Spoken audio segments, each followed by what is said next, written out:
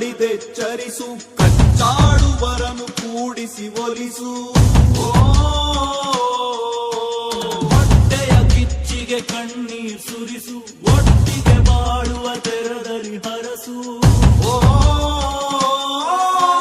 ಕನ್ನಡ ಕನ್ನಡ ಸವಿ ಕನ್ನಡ, ಕನ್ನಡ ಕನ್ನಡ ಸವಿ ಕನ್ನಡ.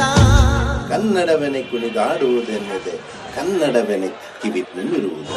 ಕನ್ನಡ ಕುಣಿದ